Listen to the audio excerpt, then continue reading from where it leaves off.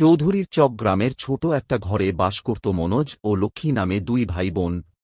মনোজ শহর থেকে কাজ করে ঘরে ফিরে এসেছে এবং লক্ষ্মী তার পাশে বসে আছে। লক্ষ্মী, আজকে তোমার কি হয়েছে? কই কিছুই হয়নি তো। তোমার মুখে কি যেন অদ্ভুত একটা চিন্তা দেখছি। কিছু না ভাই, আমি ভাবছিলাম এই গ্রামে কি সত্যিই কোনো ভূত আছে। হা হা হা হা। ভূত? তুমি কি পাগল? এসব পুরনো গল্প, কিছুই না। আমাদের গ্রামের কোনো ভূত নেই। কিন্তু মানুষ বলে তো কিছু একটা তো আছে। ওসব ভুল কথা। বাবাও তো বলেছে কোনো একটা দুঃখজনক ঘটনার পর থেকেই গ্রামের মধ্যে অশুভ কিছু শুরু হয়েছে। বাবার কথাও বিশ্বাস করতে হবে নাকি? অতীতের কথা ভুলে যাও লক্ষ্মী। আমরা কিছুই জানি না, আর কিছু জানলেই সমস্যা। দুজনের মধ্যে কথা হতে হতে সৌমেন কাকা চলে আসে, হাতে একটা লাঠি নিয়ে। ঠিকই বলেছিস মনোজ, কিন্তু ভূত শুধু গল্প নয়। কিছু পুরনো ক্ষত কখনো মুছে যায় না। তুমি কি বলছো সৌমেন কাকা? তোমাদের গ্রামে একসময় এক বড় দুর্ঘটনা হয়েছিল। অনেক বছর আগে, যখন তোমরা জন্মও নাওনি। এক যুবক সুকান্ত এই গ্রামে ছিল।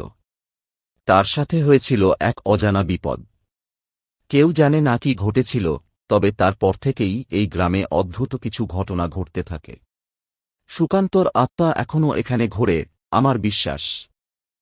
লক্ষ্মী ঘাবড়ে যায়, মনোজ কিছুটা অবাক হয়। হা হা হা হা। এসব পুরনো গল্প সৌমেন কাকা। তুমি তো জানো এখন বিজ্ঞানের যুগ, এসব বিশ্বাস করতে হবে না। কিন্তু বিজ্ঞানও তো কিছু কিছু ব্যাখ্যা করতে পারেনি। তোমরা কি জানো? যখন সুকান্ত এখানে ছিল, তার সাথে আমাদেরও এক গভীর সম্পর্ক ছিল। সে কোনো দিন ভালো মানুষ ছিল না, কিন্তু তারপরেও তার আত্মা শান্তি পায়নি। সৌমেন কাকা চুপচাপ হয়ে যায়। রাত তখন মনোজের ঘরে। মনোজ বিছানায় শুয়ে, লক্ষ্মী পাশে বসে আছে। বাইরে হাওয়া বইছে, আশপাশে অদ্ভুত শব্দ শোনা যাচ্ছে।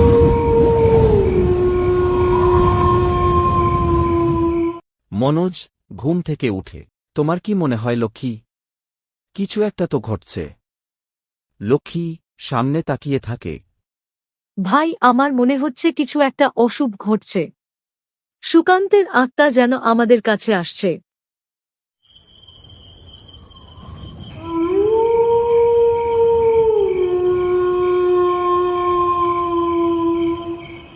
মনোজ অবাক হয়ে তাকায়। আমি ঠিক বুঝতে পারছি না। আমি এই সব কিছু মেনে নিতে পারছি না লক্ষ্মী।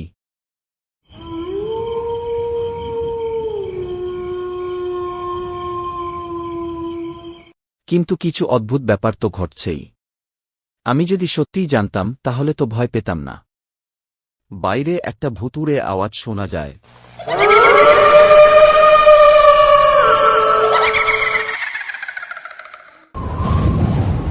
দরজা হঠাৎ খুলে যায়। গ্রামের বাইরে সৌমেন কাকার ঘরের সামনে এক সন্ধ্যায় মনোজ, লক্ষ্মী ও সৌমেন কাকা একসাথে দাঁড়িয়ে। সৌমেন কাকা গম্ভীর হয়ে বলে, আজকের রাতে সুকান্তের আত্মা এখানে ফিরে আসবে। মনে রেখো, তোমাদের তাকে শান্তি দেওয়ার ব্যবস্থা করতে হবে। কেউ তার মনের শান্তি ফিরিয়ে দিতে পারলে তখনই গ্রাম এই ভয় থেকে মুক্তি পাবে। তাহলে কি আমরা তাকে শান্ত করতে পারব? তুমি যদি বুঝতে পারো যে সুকান্তর সাথে কি ঘটেছিল, তারপর তুমি সিদ্ধান্ত নিতে পারো। হঠাৎ বাতাসের সাথে ভুতুড়ে শব্দ শুরু হয়।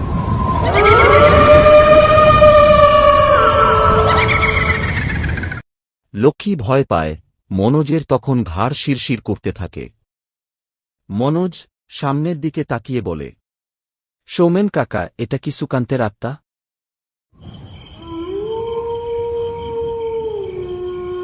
সত্যিই কি কিছু একটা ঘটছে? সৌমেন গভীর মনোযোগ দিয়ে মাটির দিকে তাকায়, তারপর মাথা নাড়ে।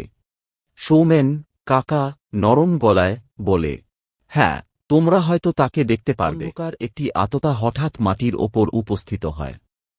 এটি সুকান্তের ভূত, চোখে রক্তের দাগ এবং মুখে অস্বাভাবিক হাসি।